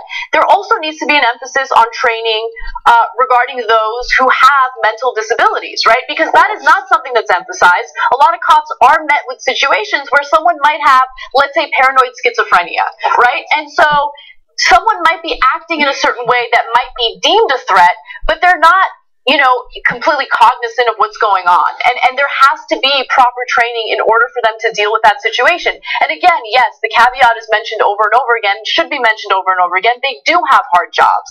They do put their lives on the line, and they do put their lives at risk. But at the same time, situations like this, in my opinion, can be de-escalated, and you can actually, avoid murdering someone in order to carry out your job in a logical, rational way. The reason why I brought up the stuff beforehand is not that I was trying to downplay that there was danger. Of course there's danger. What I'm trying to do is that this situation should be an example where you can look to in the past to say, okay, how are we going to try to de-escalate this situation so others can look to it and take reference from it, so that when a Philando Castillo is reaching for his papers in his car, you don't feel like your life is threatened, because maybe you can take refuge in the fact that someone else had dealt with a situation where someone had a weapon like a knife, and you were able to try and overcome the situation without killing another person. That is what I'm trying to stress, is like, you're not going to learn by just simply looking at the best case scenarios of being, okay, they didn't have a weapon, we were able to do it without a gun. And then as soon as there's any sort of weapons, the only way to deal with it is death. Right. You can't work on those two ends of the spectrum. You have to be able to look at it and see, okay, so someone does have a weapon, what is the stages I can go to? And I'm talking about this sitting behind a desk. I'm not a fool to think that it's not hard when you're out there on the streets and you're running into people that, yes, with this very high tense climate we have right now with policing and black citizens in the country, that there's going to be tensions, there's going to be fear. But the reason police officers do this job is because they're supposed to go through the training, and they're supposed to be able to handle it better than an everyday citizen. That's why they go through this training. That's why when a situation like a Terence Crutcher, when he's walking away, you shouldn't feel any inclination to fire your weapon as the first response, or when someone's walking away, or the next response. Or Scott Walker running away. Literally running away does not pose an imminent threat, but he still gets shot in the back several times. So I don't know how many of these stories need to occur for people to actually understand. There isn't an anti-cop agenda, okay? Cops are necessary. Cops are an important part of society. But you know what else is important? Maintaining people's lives, saving people's lives. That's the whole point of being a cop, to protect and serve. And, I think the vast majority of cops are good people, and I think they do their jobs responsibly. But far too often we come across cases like this where someone's life didn't need to end. There could have been a different response or a different reaction to it. And unfortunately, it ended with a woman with a mental illness being shot and killed. And the last thing, just to throw it in at the end, after this stuff happens, it seems in the aftermath as though the investigations really leave you cold. I mean, it's just, there's not enough of a consequence to so many of these horrible stories that Anna mentions day after day on the show, and that we read about and hear about. I mean, it's become business as usual in America, and that the investigation just finds that the officers aren't really culpable in any sort of way that sticks. It's really an outlier, though, when you find the situation where there has to be a price paid for the kind of default to violence that we see in these stories. Well, what you're going to see with this, the last point on this is that's very true, because what they're going to do is they'll draw an underline under this and they'll say, okay, she had a weapon, done.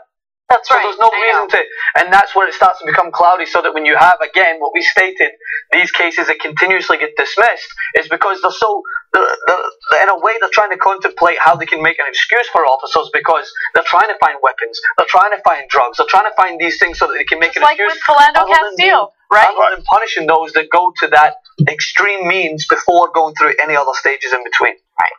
All right, guys, we got to take a break. When we come back, an update on the Bill Cosby story, his trial. How did it end, and will there be any updates? And then later on, we will talk about sex offenders and whether or not the Supreme Court believes they should be allowed to use social media. Come right back.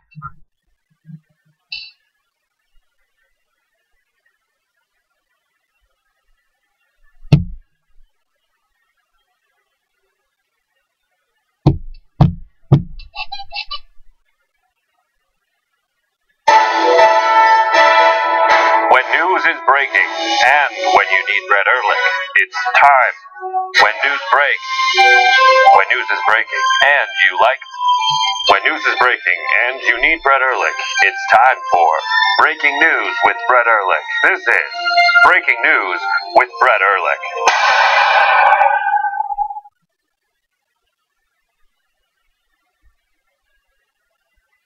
My name is Arthur Aguirre. Got an awesome show for you today. What is this?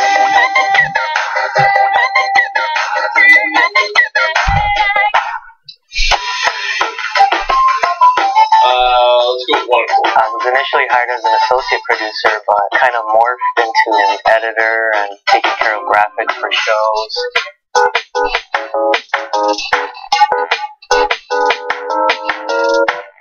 Before I got here, I was just playing music and hanging out with friends. Yeah. Jesus got me into TYT. He's my brother-in-law. He's married to my sister. One summer, I wasn't doing anything, and he was like, "Oh, do you want to come and help me at the Young Turks?" And I was like, "Okay, sure." I prepare like Elements, which is the stills and the videos for the network shows. I do that for Nerd Alert, Think Tank, for the main show, What the Flick. It's awesome because I get to like read the stories and just more information gets to me. I like to be very organized and to make everything look perfect. So I really like doing it. It's very satisfying. Some picture you showed there, Scarlett Johansson. God, Arthur is a boob man.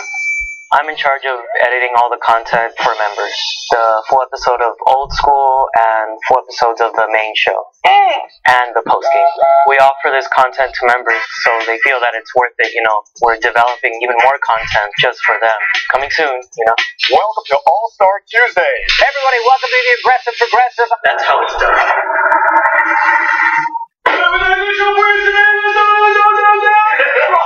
Two things haunt me about the Ja'Cory and Arthur's morning show. Arthur imitating me and Ja'Cory in Nana's shoes. The Ja'Cory and Arthur show is just like a little skit comedy show. Ja'Cory was inspired by the ending credits of the Community show. They said like, "Oh, in the morning, something in the morning. Ja'Cory and Arthur in the morning." He wanted to do it with me, and I was like, "Okay, sure."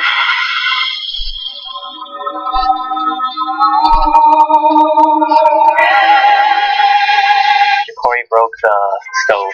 I think we told him to sit down on it, and we weren't expecting it to like break, but it did break. Poor Dave. Yeah. Ja'Cory and Arthur. Ja'Cory and Arthur. And that. Yeah.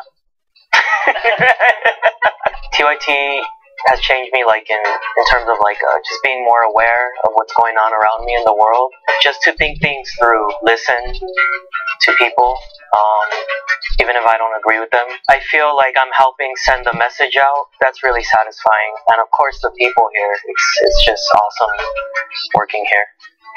The members, they put food on my plate. They're awesome. They give me an opportunity to work here, to just keep on sending the message across, you know, the world. I'd like to thank them. They're putting all their hard work so we can do hard work. You know?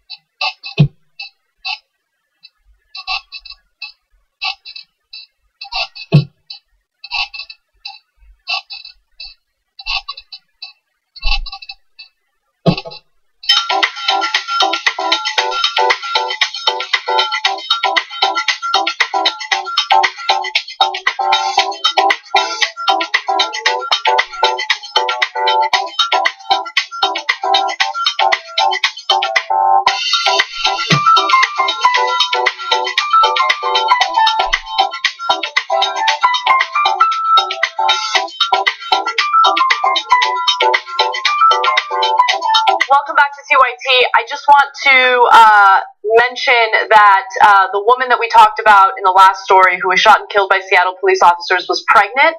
I missed that fact. I knew, but unfortunately I forgot to mention that as we were reporting the story. It's just... makes it even more tragic. I just can't... It wasn't tragic enough. Yeah, it just gets worse. So I wanted to make sure that the audience was aware of that. I apologize for missing that in the original reporting of that story. Let's do some TYT live tweets. Edward says, a mental health episode in America equals a dead person because cops are not trained to deal with it. That's true. And also, you know, there was a federal court that ruled in regard to whether or not it's considered reasonable suspicion if an individual is simply running away from cops once they arrive on the scene. And the court had ruled that it is not, because certain groups of people simply don't trust cops, right? And so some people might think, well, why don't you trust cops? Like, I've had great experiences with cops, so they've always helped me. Why would you be afraid of them? Why wouldn't you trust them?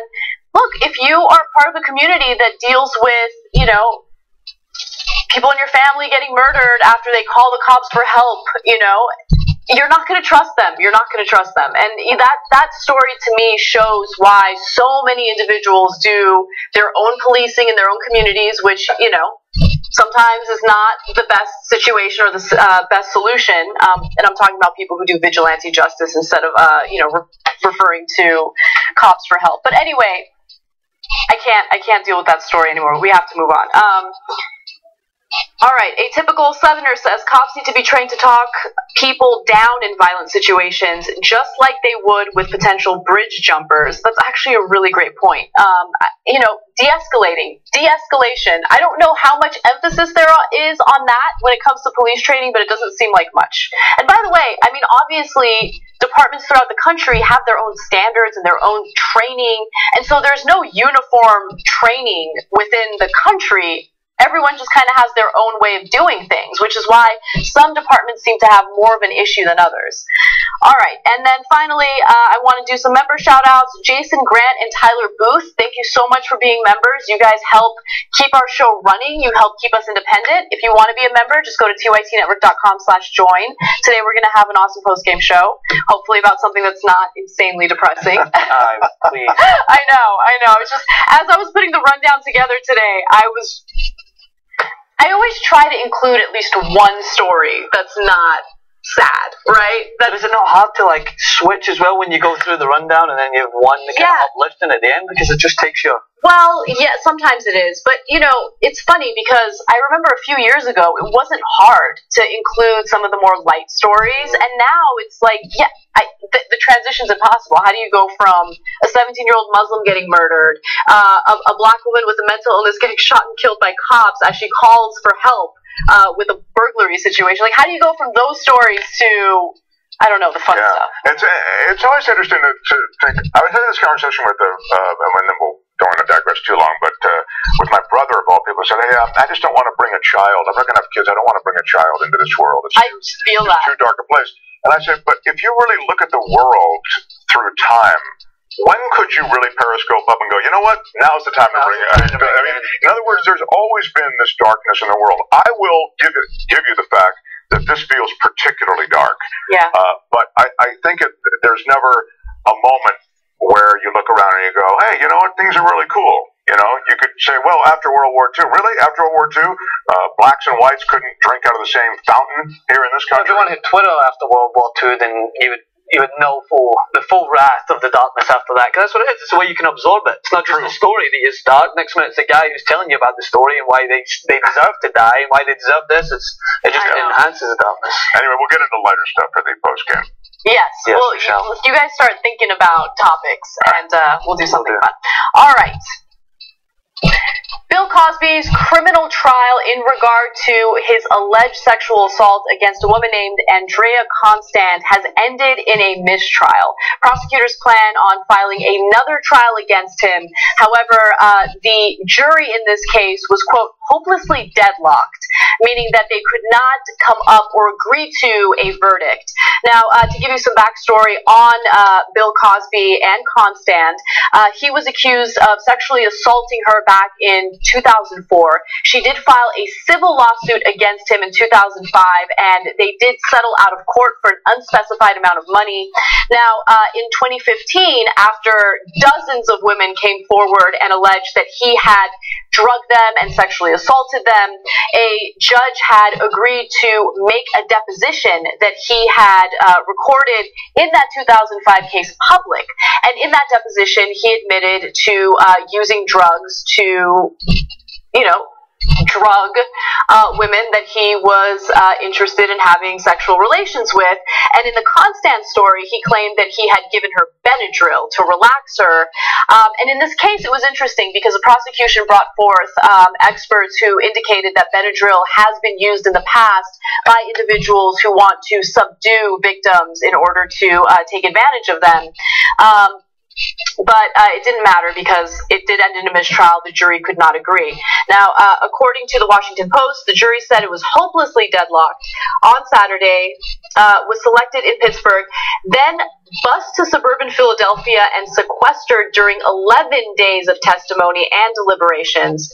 Now, it's likely that Cosby's defense team will try to block a new trial, but legal experts say they are unlikely to prevail. The retrial is expected to bear many similarities to the first trial, but there might be key differences that could affect the outcome. Now, one of the key differences to keep in mind is the prosecution now knows the strategy of the defense.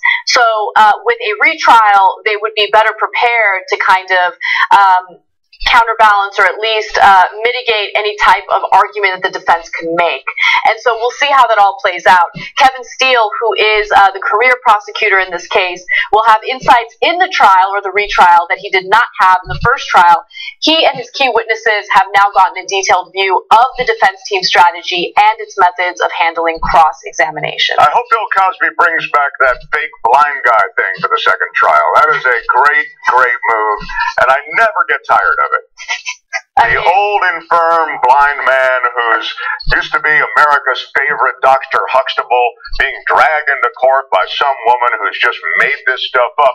By the way, as Anna says, there was a big check written to her already. She has no economic interest in going through this. Right. Her only interest is justice. So looking forward to seeing Bill and that same tired walk that he does where he pretends he can't see anything. I think he's going out as one of the great BS artists of primetime television history. Well, what's incredible is it's not just Constand that has nothing to gain from this situation, right? There were multiple women, dozens of women who came forward where the statute of limitations it's already passed the statute of limitations, indicating that, they're not necessarily going to get any type of justice, but they came forward to share their stories because they felt like it was important to tell the truth about what happened to them and kind of raise awareness about what occurred. Also, keep in mind that that's not an easy thing to do, right? Absolutely not. I mean, they've been demonized, they've been antagonized. Any sexual assault victim, male or female, just gets dragged through the mud when they come forward, which is why so many victims never come forward. Yeah, this may have had a chilling effect in just that way on any kind of future complaints, and it really makes you realize what we put the victims of sexual assault through the justice system, a place you go for justice, and by the time you get to the end of it, you feel maligned yourself. Yeah, and that was kind of the point I was going to stress on it as well, is that it's not just the specific case here for Constance. This is almost for anyone out there who has potentially been sexually assaulted and is scared of speaking out, but specifically when someone is in a position of power. I think I should just have a button where I repeat this every time we do a specific case on sexual assault. One of the most underreported, one of the most under-prosecuted crimes in the United States, especially when the perpetrator is known or is someone in a position of power or is a celebrity figure. I mean, the way that, specifically when it comes to women, this is why I talk about this as an example, the way that women are treated. Now, I get it. In this system today, innocent till proven guilty, but that doesn't mean that it's just they're constantly attacked by character after character, like all the things, assassination to make sure that it's almost it's almost just thrown out the window before you can even hear their case. And it's no surprise why so many people don't want to come forward. They feel like they're just going to be either laughed off or they're going to be gold diggers that are looking to get money. This woman in this instance has already been paid in the past, but she wants justice because she doesn't want this to happen again down the line. She doesn't want a case like this to be passed off, whether it's the statute of limitations, whether the guy's a celebrity figure, whether he's already got a reputation that he would never do that. And also, I think at this point, I mean, there are prosecutors involved that want to press charges. It doesn't even really necessarily matter what she wants. Yeah. They see that that there was potentially criminal activity or criminal behavior here, and the prosecutors want to do something about it. They want justice, which, you know, I know that in the past, you know, we've done a lot of stories of prosecutors maybe doing things unethically or doing things for the wrong intentions. But at least in this case, it seems as though the prosecutor, Kevin Steele, does want to do the right thing. And look, it was a mistrial. It's not like he was found to be innocent and it's a double jeopardy or whatever. That's what it's called, right? Double jeopardy? Right, double jeopardy. Yeah. We were found, innocent and then retried. Right. And you're right to point that out, and you're making me remember that after the mistrial, as Anna says, that's not a victory. You know, there's no not guilty verdict coming in, and yet they're proclaiming this victory. The fact that it was a mistrial clearly indicates that my client has been wrongly accused, and, you know, now, as you see, we get into the court of public opinion, they're trying to create their own case. Right. Look, this guy has got blood all over him, and he's a disgusting, despicable man. And it's a sad comment, I think, that this jury was hung. And if you look at the demographics, you look at black and white and rich and poor, if you look at this jury, you begin to maybe start to decode how this happened. I mean, I think it's these people who want to retain their vision of sweet Dr. Huxtable. I mean, it's insanity, but those are the people who don't want to let go of a not guilty verdict. All right, moving on to some other news. The Supreme Court made an interesting ruling in regard to sex offenders in North Carolina. Now, North Carolina is a state that has a certain law on the books pertaining to the social media use of registered sex offenders. In fact, if you are a registered sex offender, if you have done certain things that have made you a registered sex offender, you are not allowed to use social media. And of course, the thought process behind that is that you could potentially use social media to prey on underage children. Now, in this case, though, the Supreme Court actually did strike down North Carolina's law Monday that bars convicted sex offenders from Facebook, Twitter, and also other social media sites. The justices even ruled unanimously in favor of North Carolina's resident, Lester Hackingham Jr. That is the person who has been registered as a sex offender. He was 21 years old when he had sexual relations with a 13-year-old, which is why he was convicted and had to register. Now, interestingly enough, he had used a family member's Facebook page to brag about the fact that he was let go from a traffic citation. And there were cops investigating social media to see if there were any registered sex offenders using it when they weren't supposed to, and they came across his post. And so as a result, that was considered violating his probation, and then this whole case went all the way up to the Supreme Court, and now we have this ruling. So I'm really curious to hear what you guys think. Do you think registered sex offenders should be allowed to use social media? And just to be clear, it doesn't really matter what we think. We're not the Supreme Court, but I am curious to hear what public opinion is all about. The sex offender title is an interesting one. There's a proposal here in California to actually rank, as they do in other states, in many states, the degree of sexual offense, because there's obviously a wide breadth of sexual offenders. I mean, pathetic as it is, there is. So there has to be a level, a threshold of sexual offense, it would seem to me, that does bar you from using social media, since it's the means by which, as you said, Anna, these people reach out to underage girls, typically, but it can be both sexes. Yep. I'm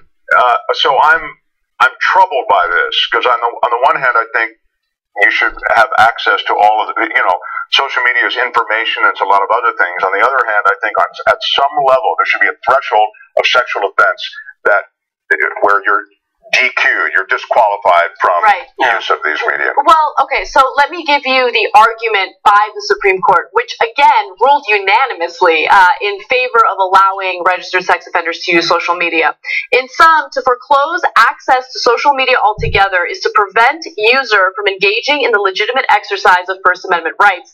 That was the opinion written by Justice Kennedy. And I think that is a good point. And I have a lot of problems with the way, with sex offenders and the way that they're treated by our justice system. And let me finish my thought before you guys freak out. Because, look, I think that, you know, to prey on underage kids is disgusting. No one's in favor of it, you know, and they should be punished. However, there are states that consider people who urinate in public sex offenders. So there's a very weird, broad definition of what sex offender means. That's what I was saying, yeah. Yeah, and so, I mean, so what do? Do we demonize these people for the rest of their lives, have them register as sex offenders, you know, bar them from using social media? That absolutely does violate their First Amendment rights. Look, they are already barred from meeting with or being anywhere near minors. Okay? Right. So if they do that, if they take that extra step of meeting with minors when they're not supposed to, they're in trouble. But if they're simply on social media, I don't see that as necessary. Like, I don't see that we need to stop them from using the internet and completely, like, shun them from our normal day-to-day activities. Yeah, I'm a little torn as well because, of course, with how many kids are so active on social media today, it's a playground that sexual predators can, if that is what we're looking at in this example, with the worst case, they can look to prey on young kids online, like sexual predators have been doing for many years. So if they're barred from a playground or barred from a school, then they shouldn't be allowed on an area where they can prey on them. But at the same time, I'm torn because if a sexual predator wants to go and prey on kids and they're banned from doing it on social media, like social media, if perhaps there's a past instance, could you not track them and therefore you could try to find preventative ways to stop them if they're going to repeat? So if they are banned from social media, will they find, and they want to do it, that's not going to stop them. They're probably going to try and find other means to do it, and then that's maybe I mean that you can track. Maybe they're going and doing it in person. Unless you want to follow them around every day, which I'd be all for if there was enough police officers out there. But I'm saying that it is such a complex issue because I'm trying to think, what's the way that you can prevent something so horrendous from happening again?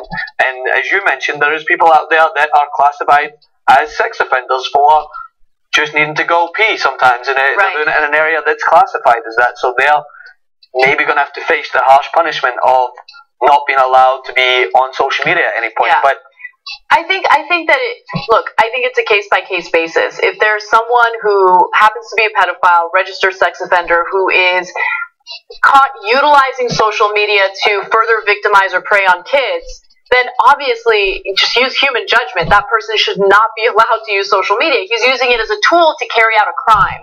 But in this case, there was no evidence of that. He simply used social media to brag about how he beat a traffic ticket. And so, you know, look, with every other crime... If you use social media to brag about the fact that he was peeing on the side of a building, then you might just barely reach the threshold. Right. But there has to be a threshold. Yeah. I think we all agree on that. That there are gradations of this, of sexual offenders. And once you reach a certain threshold, then certain restrictions would be wise to be imposed. Yes. But if you haven't reached that threshold, and it's an example of the guy pissing on the side of a building, I mean, that's just not a guy who you want to apply the same restrictions to as you do somebody who's legitimately, you know, involved in something with a child. Or just real quick, 2 weeks ago I went camping with my husband, and you know, we're camping, and it's kind of hard to come across a bathroom, and it was really funny because there was a park ranger. Okay, he needed to go, so he's doing his business, and as he's doing his business, a park ranger, a female park ranger, starts walking by, and, like, my heart, like, sank. I'm like, Drew, stop! I'm like screaming, stop! And he doesn't understand what's going on, and I'm freaking out. And finally, he didn't realize in time what was going on. It's hard to stop, by the way, in the middle. Isn't it? Extreme. Sorry, Anna, go ahead. But she walked by, and then she realized what was happening. And then she was like, "Oh my God, no, don't worry about it, don't worry." She just like walked the other way, and I was like, "Oh, thank God." But I mean, I don't even know what would have happened in that situation. I don't know what California's laws are about public urination, but I've heard too many horror stories. Well, you're camping in the woods? Well, we were camping, but we were near the entrance of this national park, and so an argument could have been made by anyone who really wanted to go after us that it was considered public urination. I don't know, but I didn't want to take any risk, so I was so scared. Poor guy, midstream, just. I know. Another lawless urinator, everybody, and who would have thought? Thought it was a bear. Comes out of Anna's family. Wow. Oh my God, I'd die if anything happened to him. Like, it would be the worst thing in the world. He's like the nicest guy. Can you imagine? Oh Honey, my guy. I told you to hold it in. All right. All right. I'm actually going to skip ahead to the last story, just because I find it so fascinating. I want to make sure we cover it. All right. A new study published in the New England Journal of Medicine finds that obesity is not an epidemic that has subsided. In fact, it has gotten worse, and the trends are really alarming. What the researchers found in this case is that more than 10% of the world's population, that's 107.7 million children and 603.7 million adults, is now obese. Okay, so I want to show you a fun little chart that was created by Vox to show you, what the trend kind of looks like. And if you look, since the 1980s, there has been an upward trend for every demographic, men, women, and children. So since 1980, the obesity prevalence has doubled in more than 70 countries around the world, mainly in low and middle income regions, and it has steadily increased in nearly every other country. Now, this is the part of the study that I really want to stress, because while some of you might already know this, while some of you have probably been screaming this from mountaintops and trying to get people to understand, a lot of people are under the impression that as long as you're physically active, you can eat whatever you want and you'll have a healthy body weight. But that is not the case. And finally, this study clearly lays that out. Physical activity levels began to decline before the global obesity rate started to surge, which means changes to the food environment are the prime obesity culprit. So the researchers here are saying, no, it is not a lack of exercise. This has everything to do with the types of foods we're eating, the amount of food we're eating. And so they focus on that more than, physical activity. Exercise is excellent for health. That's not to say you shouldn't exercise, but it's not important for weight loss. The two things should never be given equal weight in the obesity debate. Now, a few more details for you guys before you jump in. The researchers estimated that a high body weight contributed to 4 million deaths globally, or 7% of the deaths from any cause in 2015. Most of those deaths were caused by cardiovascular disease, with diabetes following closely behind, along with kidney disease, which, by the way, is exacerbated or even triggered by diabetes, and also cancers. So this is just incredible, especially when you consider the number of people, the fact that it impacts not only the United States or other developed countries, but it impacts a lot of different countries. In fact, they looked at nearly 200 different countries and found that this trend is true of pretty much everywhere that they went, except for Vietnam, by the way. These are countries that didn't have this problem for a long time, That's obviously, right. and I hate to be a self-hating Westerner, but we have exported this cheap, crappy food to the world. And I'm not saying I know that many of us like the dip to McDonald's or whatever as an indulgence. I don't need it, but I understand it. But what's happening is that's a low-cost way to get this calorie-intense food, but it's nutrient-poor, and it's going to all of these different countries all over the world. And as we've exported this, we've also exported our obesity problem.